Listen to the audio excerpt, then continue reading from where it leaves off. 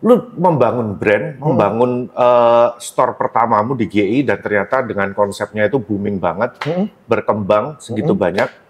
Tapi kemudian akhirnya bisa runtuh itu kenapa? What went wrong? Secara sistem perusahaan sudah oke, tapi ada yang cheating dan waktu saat itu bentrokan, terutama sama gue bentrokannya, ya udah gue memutuskan untuk gue pull out. Kalau gue bilang partnering pada saat menderita itu ada problemnya, sebelum kamu untung nih, itu ada problemnya sendiri. Setelah untung itu ada godaannya sendiri. Kalau udah positif banget, godaan kadang-kadang teman-teman itu baru kelihatan.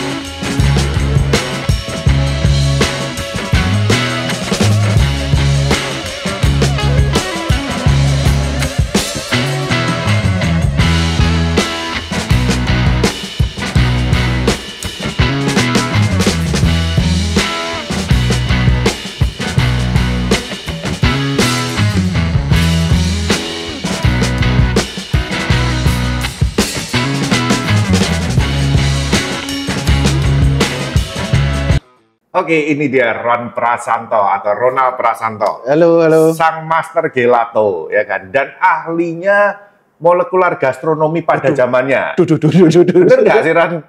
Udah. Jadi kalau, ya aku punya warung es, ya demen aja sih bikin gelato, sorbet, es krim. Tapi, karena ini sebenarnya podcast kopi ya, bukan podcast es krim, Ron. Iya, ya kan? Nah, yes. Tapi kan aku taunya kamu dulu ini kan juga awalnya mulainya startingnya dari kopi. Betul, sampai sekarang juga masih kopi, Will. Kalau aku dulu nggak salah inget ya, Ron ya, kita itu sebetulnya kenalnya awalnya itu sebelum ketemu langsung, itu dari artikelnya Cikopi. Betul. Kalau nggak salah dulu yang artikelnya yang review Avanti Can Cook ya? Betul. Ya itu ya, jadi lu dulu memang pernah punya itu coffee shop atau restoran? Sebenarnya itu adalah restoran yang tujuan utamanya dulu dibikin untuk mengajarkan tanggung jawab buat keponakanku. Apa sih tanggung jawab menjadi seorang chef? Nggak cuma masak doang. Gitu. Ponakanmu yang mana nih? Yang beratnya 150 kg. Ernest ya? Iya. Ernest Kristoga. Betul. Yang sekarang udah jadi chef terkenal di Semarang. Iya. Salah satu most wanted consultant di Semarang loh dia. Gila. Iya, cuman emang berat badannya. Kelas berat juga ya? Kelas berat. Tapi awalnya memang dari situ? Avanti Can Cook itu betul, nama restorannya ya? Avanti Can Cook itu pertama kali Ernest untuk dibimbing untuk menjadi seorang chef. Jadi saat itu gue mengajarkan menjadi seorang chef bukan cuma masak. Itu tahun berapa, Ron? Wah, Will. 2009-an kayaknya ya. Nah, di situ gue ajarin maksudnya lu selain masak, lu harus ngatur flow, lu harus ngatur tempat ingredients dan sebagainya, manajemen dapur, costing. Jadi dengan kemampuan matematikanya waktu itu, ngajarin costing dia tuh PR banget loh, Will. Nah, tapi kamu membukakan bikin resto kayak gitu, basicnya sebelumnya kamu ini apa? Oh, jadi sebelumnya aku itu waktu tahun 98 aku sempat ke Eropa sama keluarga. Di situ aku jatuh cinta sama kopi dan kuliner. Oke. Gitu. Nah, setelah balik ke Indonesia, kopi kan mau cobain semua kopi yang ada di Indonesia, tapi semua kopinya kan kopi saset. Yes. Jadi kopi singa tak cobain sama kapal api, semua tak cobain. Gelate. Iya, gelate gitu semuanya. Kalau di Kediri ada Brontoseno. Nah, itu yang aku nggak tahu dulu. Jadi waktu masih ada orang tua, masih ada papaku, kita ke Solo itu setahun sekali, Will.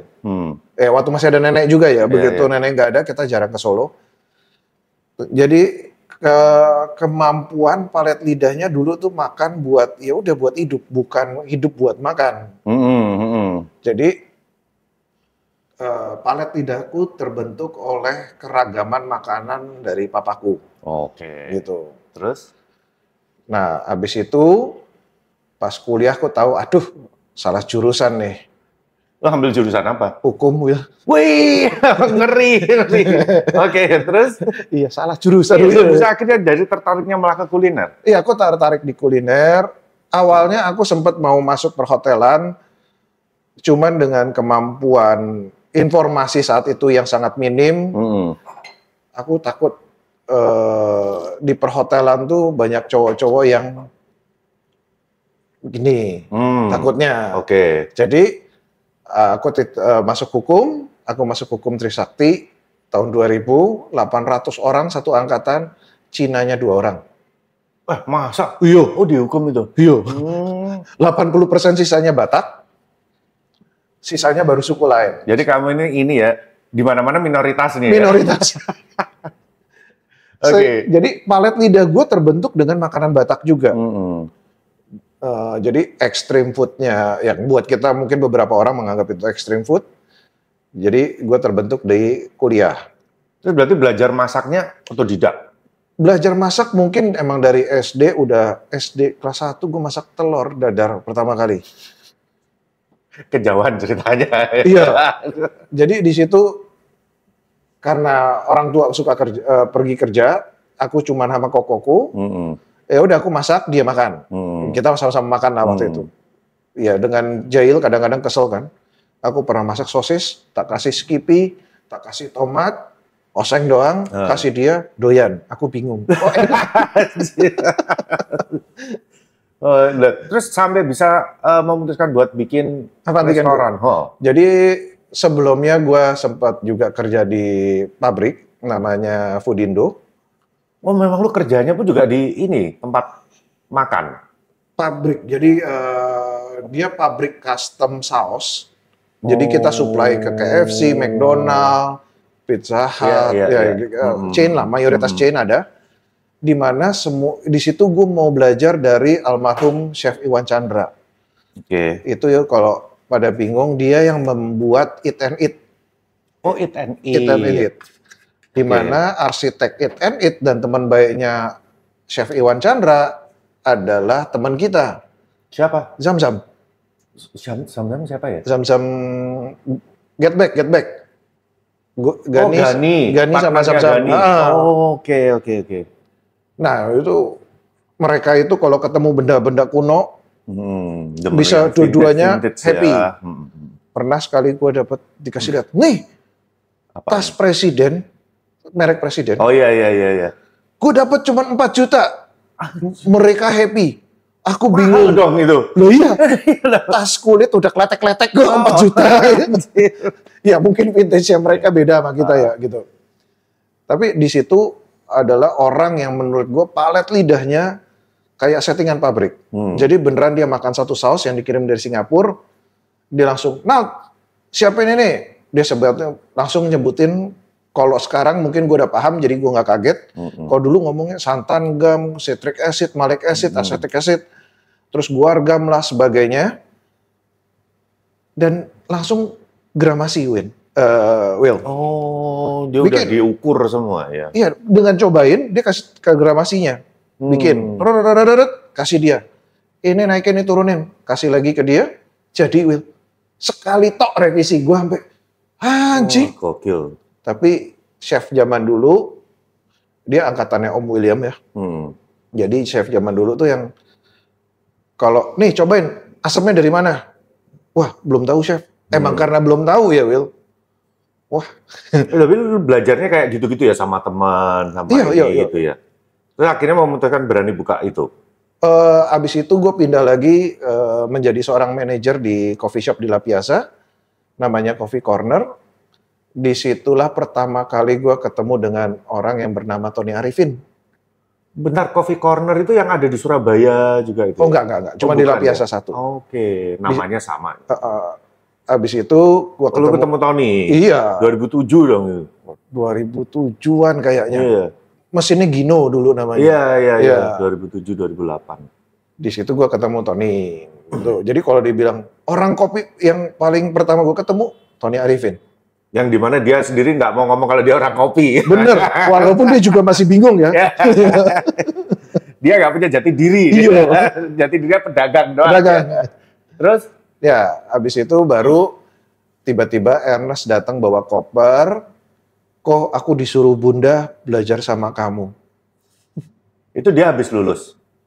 Habis nggak naik kelas, Will. Oh, dia belum sekolah? Udah SMA. Yang di itu? Waktu itu kalau nggak salah dia di Loyola ya. Oh iya.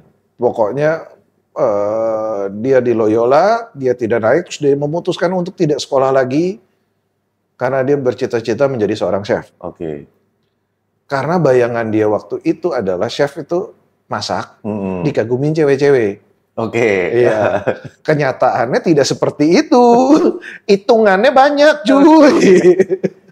Terus akhirnya Ya. berdua nih sama Ernest. Berdua dengan dibantu juga sama koko gua juga untuk dia dari sisi marketing dan operasional gitu. Nah, jadi gue mentoring Ernest di dapur dan di kopi, tapi gue emang kasih tanggung jawabnya tuh ke Ernest. Berarti akhirnya lu belajar kopi pertama pada waktu buka restoran itu ya, Avanti Can Cook gitu ya? Sebelum di Coffee Corner. Oh, di Coffee Corner itu Iya. ya, itu belajar kopinya ya? Jadi belajar kopinya tuh bener-bener dulu gue sama Eris. Tau gak lo?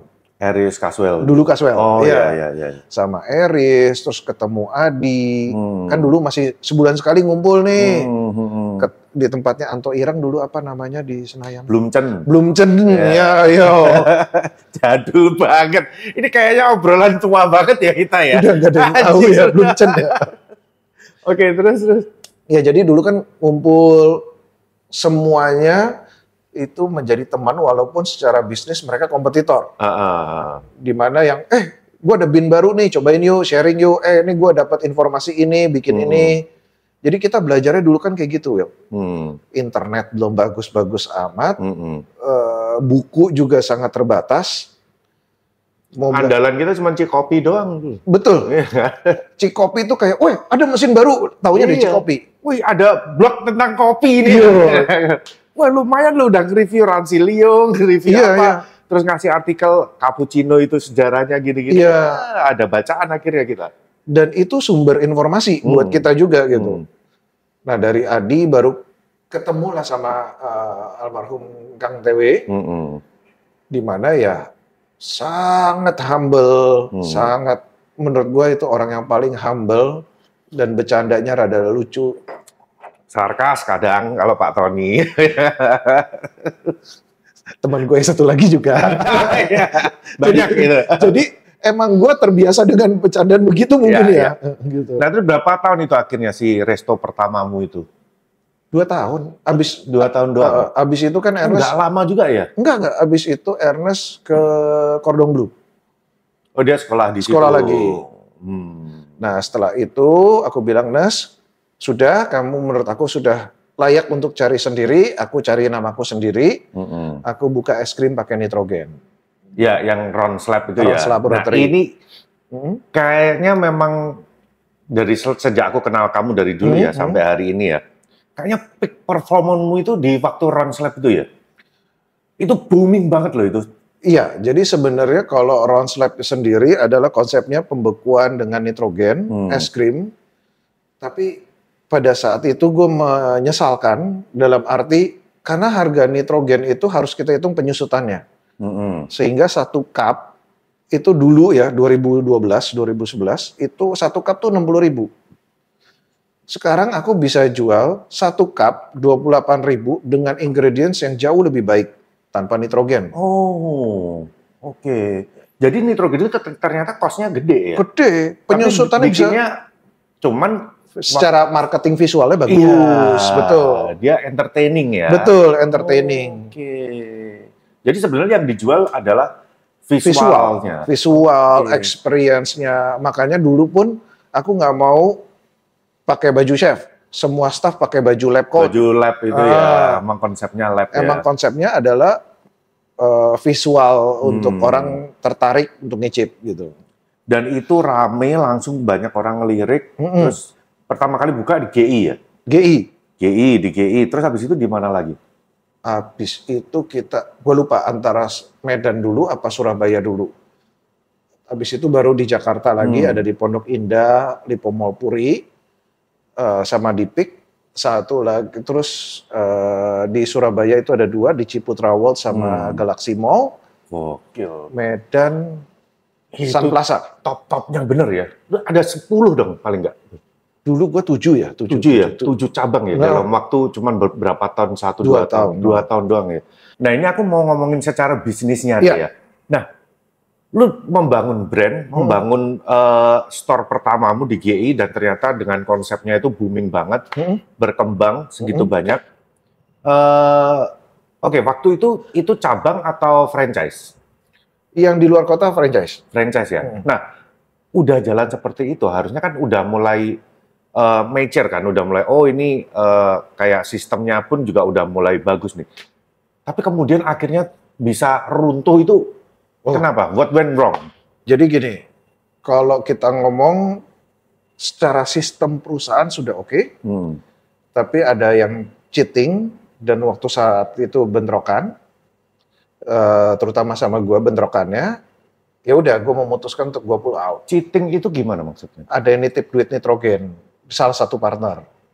Oh, dari partner? Dari partner, bukan dari karyawan. Oke, jadi Rons Lab itu dibangun itu berapa orang? Berlima. Oh, berlima? Berlima. Jadi yang ketahuan nggak benernya satu, yang satu support karena ini saudaranya, yang 2 lagi nggak mau pusing. Ya udah masih untung kok. Oh, aku nggak bisa. Ya wis, kalau kamu mau terusin, bayarin shareku, tak aku keluar. Loh, padahal itu ya secara perusahaan, secara finansial kan udah menguntungkan kan? Ya, jadi gini Will, kalau gue bilang partnering pada saat menderita itu ada problemnya. Sebelum kamu untung nih, itu ada problemnya sendiri. Setelah untung itu ada godaannya sendiri. Kalau udah positif banget, godaan kadang-kadang teman-teman itu baru kelihatan. Jadi orang bilang, wah kalau partneran berbahaya, tergantung dengan siapa. Iya. Dan ini ketika kamu berpartner itu kan sebetulnya awalnya kan juga udah kenal lama duluan kan juga. Enggak juga. Oh enggak juga ya. Berarti memang murni share orang invest dan ya. Padahal biasanya nih yang aku tahu nih orang invest ya udah yang penting kalau begitu udah profit, wah happy nih ya harusnya. Betul. Kan udah di titik yang kalau memang profitable happy, tapi masih bisa ada. Jadi gitu ya? Bagi gue orang rakus tuh ya baru kelihatan pada saat positif. Kalau lagi negatif nggak kelihatan. Iya dong. Masih sama-sama menderita kok. Ngapain gitu. Padahal begitu udah enak-enaknya profit harusnya kan logikanya nih ya, kalau kan lebih happy, udah wah financial gue udah aman, gue udah ini udah jadi passive income gue. Lagian kan investor kan nggak perlu kerja juga. Betul. Tapi dia malah cheating di produk ini ya. Iya, jadi kalau menurut gue, jadi itu yang membuat di Rons Lab akhirannya runtuh. Karena gelato itu adalah, gue bilang sama kayak kopi, Will. Gelato tuh misalnya lu orang kopi ditanya resep, kasih aja. Gelato lu nanya resep, gue kasih kok. Kenapa? Karena menurut gue, gelato itu sama seperti kopi. Buah ini kan dari Tuhan.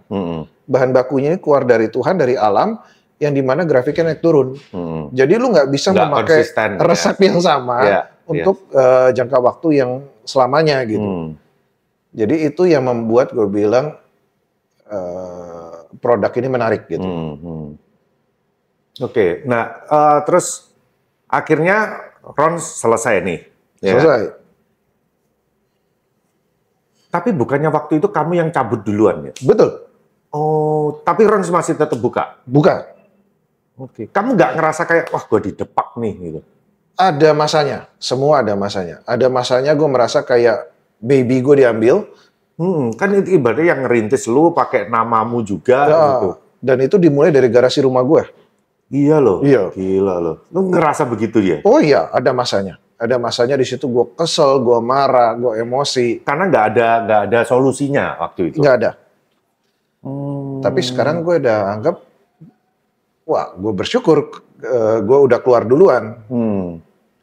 Gitu. Dan ternyata pas dijalanin, secara keuangan tambah berantakan. Oh, makin ke belakang makin berantakan. Iya, kalau perusahaan lu yang jalanin itu emang sifatnya maling. Iya, nggak bisa survive lah. Iya. Ya. Oke. Tapi akhirnya lu tetap akhirnya menggelutinya tetap di bidang gelato ini ya? Gua dari 2013. Sini ya. Halo. Ya, thank you. Iya, ambil itu, nggak apa-apa. Gua dari 2013 sampai 2024. Gua hidup berdasarkan jual jasa. Jadi cari cowok panggilan. Oh, jadi konsultan ya? Iya, jadi cowok panggilan. Dan denger-denger mahal juga sih waktu itu. Mahal loh, gue lu kaget gue. Enggak. Gue dikasih tau Victor waktu itu. Oh iya. Iya kan? Lu pakai Ronaldo berapa? Segini lu, gede banget. Iya. Jadi kalau menurut gue ya silakan karena track record itu juga akan memperhitungkan. Di dapur ini kebanyakan yang mau buka usaha, Will, itu mereka sama sekali tidak punya pengalaman dapur. Yes. Jadi contohnya misalnya waktu itu gue ada klien yang, wah kamu mahal ya 200 jutaan.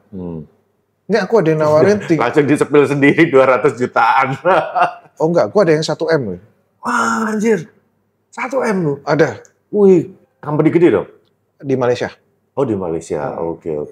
Saya cowok panggilan internasional. Keren.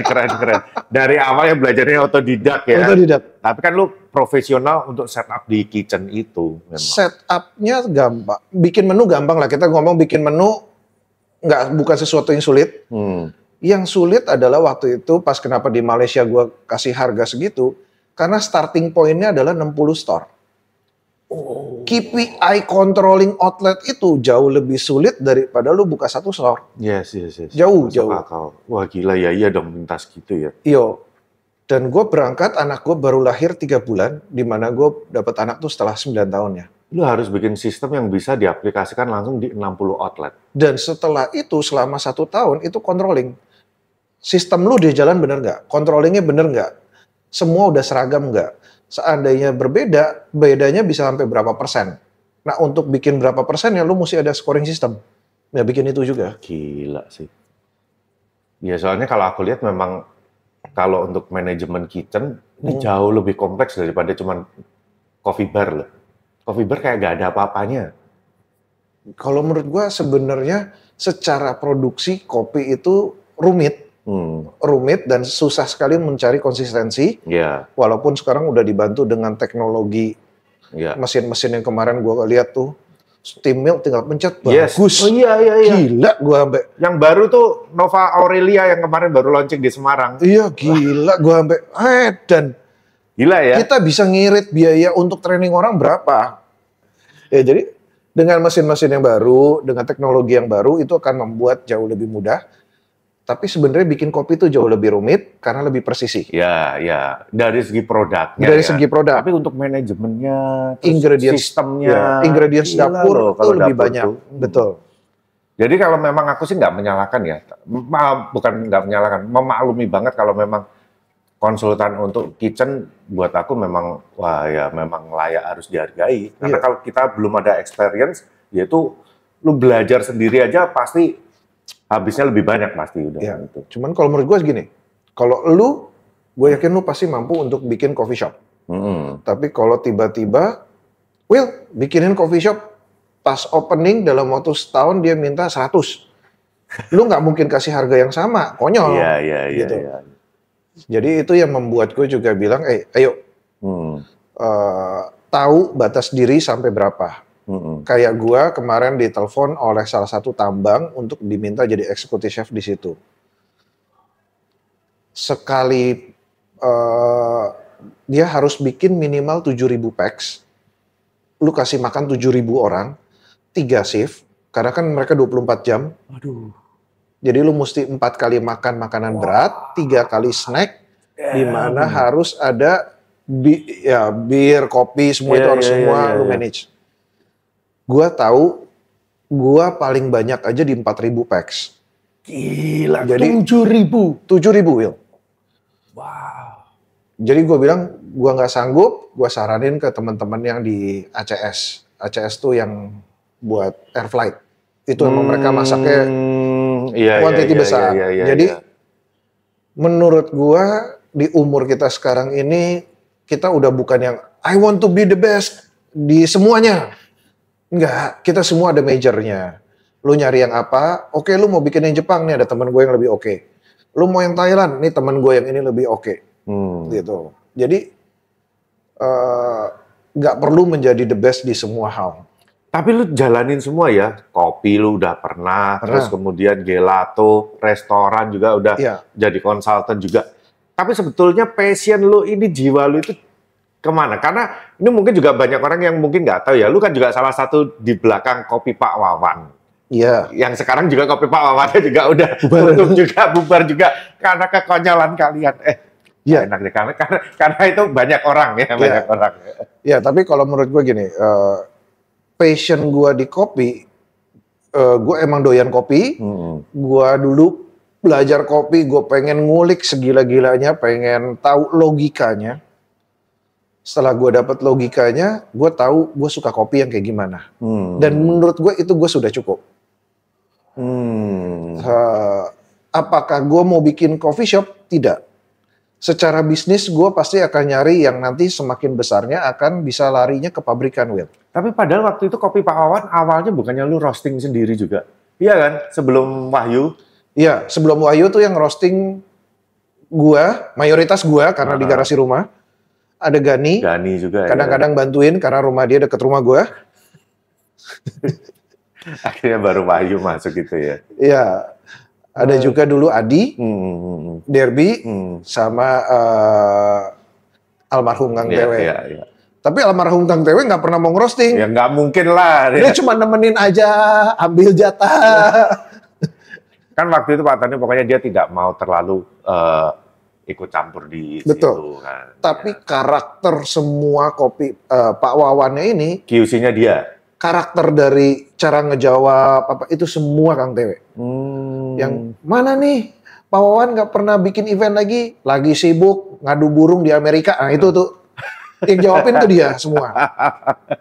Oh ya ampun.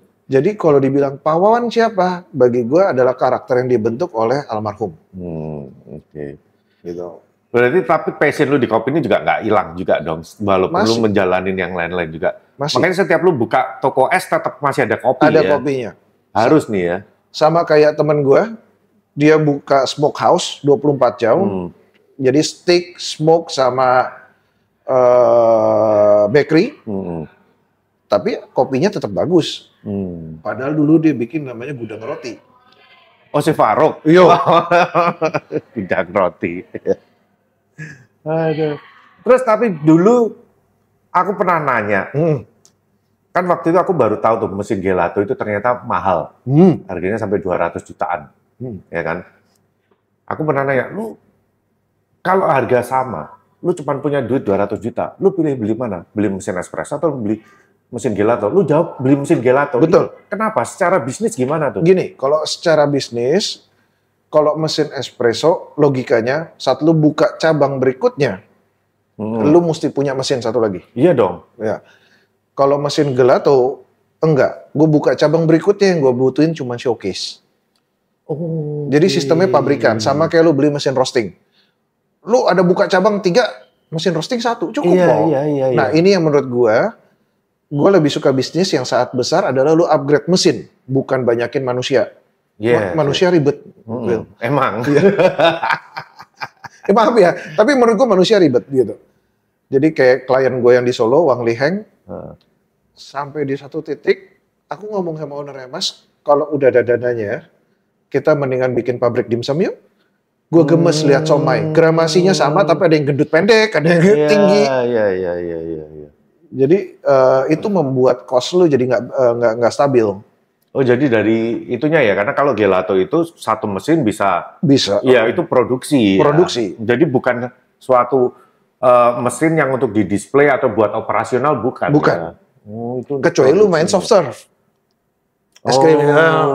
iya. Itu beda lagi. Itu beda lagi ya. Kalau soft serve ya memang harus mesin itu harus ditaruh di toko itu ya. Betul. Setiap toko harus ada ya. Harus ada. Jadi kenapa gue lebih prefer gelato karena mesinnya satu.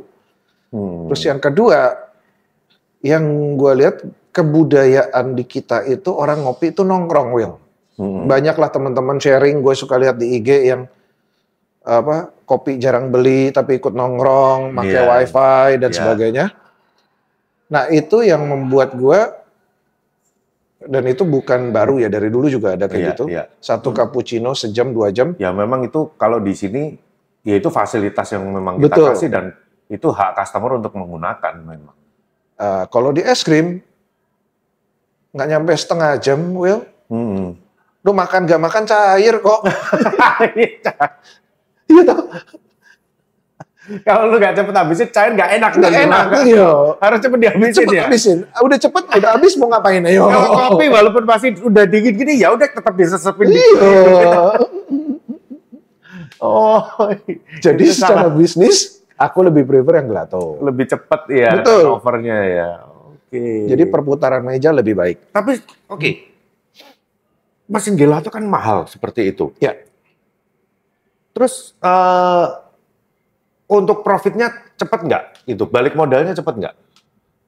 Cepet apa enggaknya tergantung dari crowd-nya. Tapi kalau rata-rata normalnya COG HPP-nya kurang lebih sama kayak minuman. Oke, tapi gini, gelato ini kan image-nya ini kan mahal dong harganya, ya kan? Satu cup kecil mungkin udah 25-30 ribu. Ya. Nah, kalau kita mau bawa itu di daerah, contohnya kayak aku di Kediri nih, gue pengen buka gelato nih. Ya. Di Kediri nggak bisa lu sikat orang beli es krim harga 35 ribu, nggak ada yang mau beli, Ron. Gimana ngakalinya? Masih bisa nggak? Kalau menurut gue semua tergantung dengan storytelling-nya.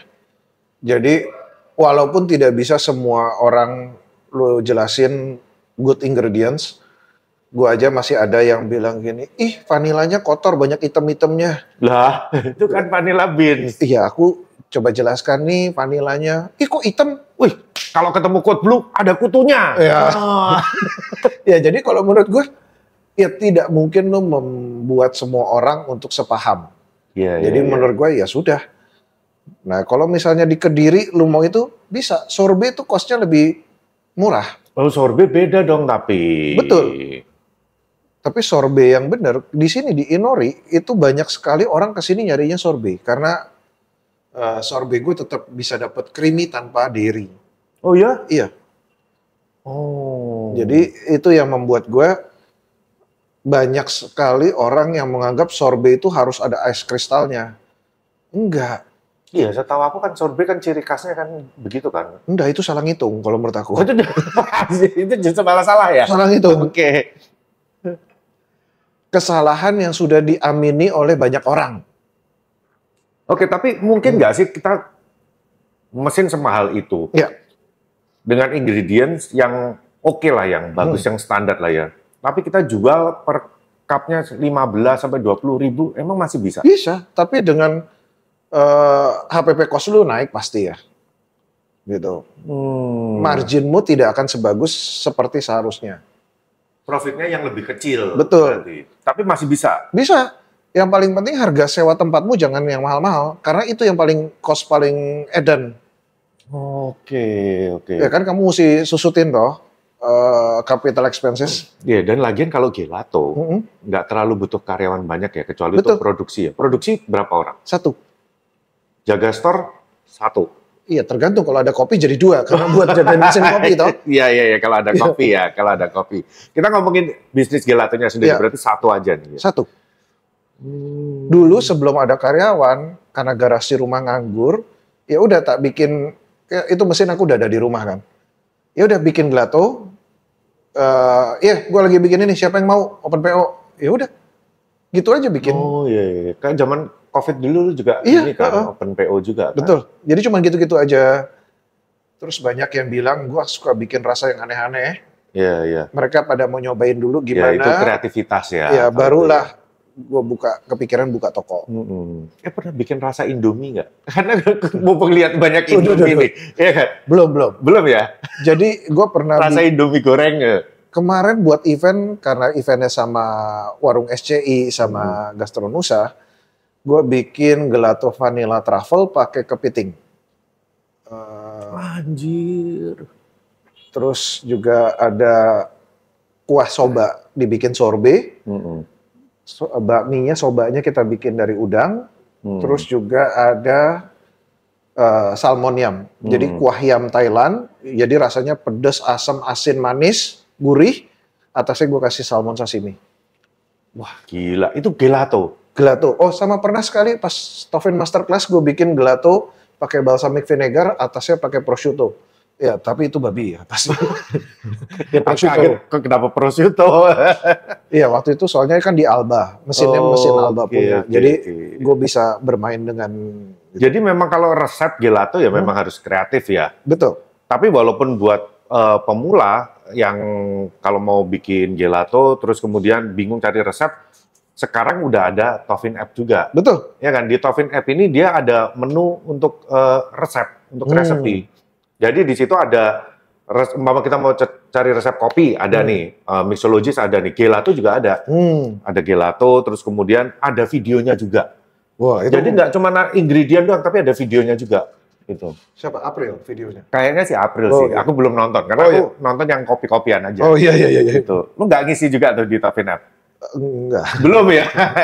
Tunggu panggilan aja ya. Lu bikin resep di sini buat video ya? Ya, karena menarik ya. Sekarang bisa gampang itu teknologi. Betul, gitu. Betul. Dan sekarang misalnya lu mau belajar apapun, cari videonya ada, Win. Iya. Gila, dulu kita mau belajar latte art, ngabisin berapa liter susu. Makanya ketika di Tovin App itu aku lihat dia yang menarik itu nggak cuman ingredient doang yang ditulis atau cara pembuatannya, tapi juga ada videonya. Jadi gampang banget tuh. Jadi udah download Tovin App?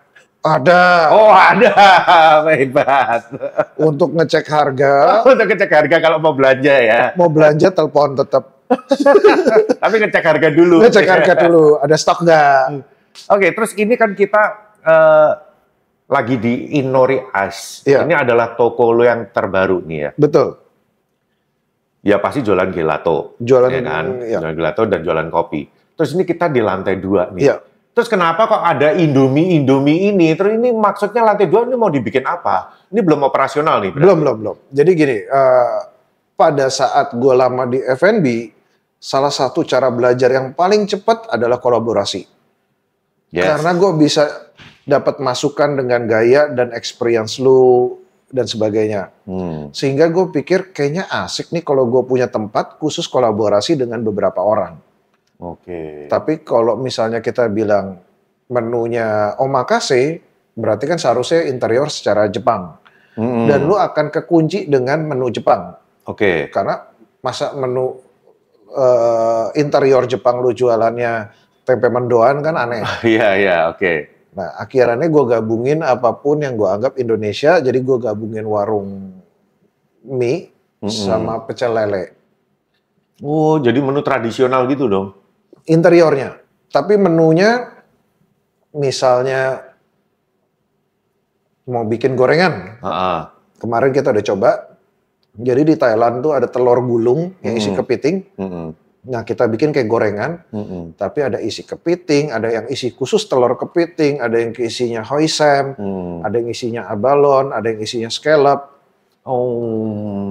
Jadi iya tetap gorengan, kalau di Indonesia bilangnya gorengan, tapi di setiap negara itu berbeda. Jadi ini itu lebih ke kayak biar buat dapat feel-nya, interiornya kayak kita ngerasa makan di warung. Betul, gitu ya. Gue pengennya, gue lebih suka makan di warungan daripada di restoran fine dining, karena menurut gue warungan kita lebih bebas. Tapi konsepnya nanti adalah omakase. Menu makanannya pokoknya gue udah masak ini ya.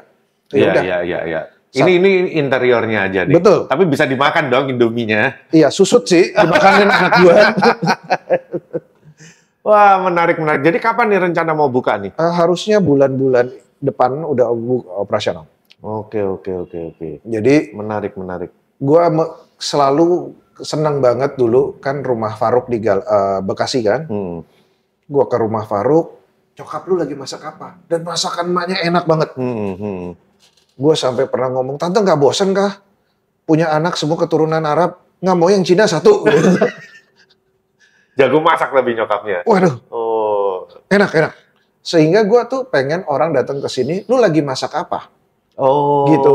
Jadi salah oke, satu oke, experience oke. yang menurut gue, lu main ke rumah temen, nanya, lu rumah lu lagi makan apa sih? Masak apa? Ya udah gue makan itu gitu. Berarti belum punya bayangan, oh gue kesana mau makan ini. Belum. Belum tentu juga nih ya, Iya. karena tergantung di sini mau masak apa ya. Sama di Inori bawah juga, kita rasanya setiap hari ganti, Will. Jadi tidak ada orang yang, gue lagi mau makan pistachio. Ya tapi ini ya, kita bikin konsep-konsep baru kayak begitu sebenarnya ya gambling juga loh ya. Gambling. Karena belum pernah dikerjain. Betul. Kita nggak tahu itu bakal jalan atau enggak. Betul. Tapi gue mulai happy setelah 3 bulan awal gue buka, semua anak sekolah buka pintu nanya, lagi ada apa hari ini? Oh. Di situ gue bilang, oke, it works. Iya, Setelah iya. 3 bulan. Berarti ini next warungnya ini juga di konsep itu mudah-mudahan jalan juga nih. Ya? Betul, karena gue mau bikin atau produksi atau masak dengan sedapatnya bahan baku yang kondisinya saat itu lagi bagus. Jadi nggak bisa gue bilang, wah gue suka durian, montong palu, tapi dia lagi nggak musim. Masa lu mau paksain? Iya. Gitu. Oke. So, jadi dari dulu kalau aku ngikutin rekam jejakmu ini aku termasuk yang salut ya. Jatuh bangun, dapat brand gede, jatuh lagi, buka lagi. Wah, tapi lu perjuanganmu, perjalananmu keren sih. Semua, Will. Keren. Ya yang penting, ya coba terus. Kalau nggak mau coba, lu mau ngapain lagi? Iya. Walaupun sekarang lu buka es krim, aku juga nggak bisa terlalu ngincipin karena gula tinggi. Iya. Tapi I'm happy for you, bisnis udah mulai jalan lagi, ya kan? Konsultan masih ambil? Kemarin gue stop dulu, karena fokus bangun Fokus ini. ya. Oke. Karena gue pengen saat gue bangun bisnis, apalagi milik pribadi, soul-nya ada di sini. Jadi yang benar-benar orang tahu, oh ini orangnya emang kayak gini, gayanya begini. Bukan ya memang ini citra yang ingin kamu tampilkan ya. Okay. So Inori Ice buat teman-teman yang belum pernah datang bisa langsung ke Kelapa Gading, ya kan? Cari aja di Google, follow IG-nya. Thank you. Oke, Ron, thank you banget ya udah meluangkan waktunya dan juga udah memperbolehkan syuting di sini. Boleh, aman Will. Besok tinggal nunggu si Wahyu ya untuk podcast juga di sini. Mudah-mudahan Wahyu bisa deh. Siap. Thank you, Ron. Siap. Sukses selalu bisnisnya dan amin. Everything ya kan. Lu juga sehat-sehat terus. Ya, sama-sama. Sekarang kita di umur yang mesti doain ini sehat ya Will. Oh, iya dong, harus dong. Oke teman-teman, thank you udah menonton pada episode kali ini. Sampai ketemu lagi di episode berikutnya dan salam no cincong.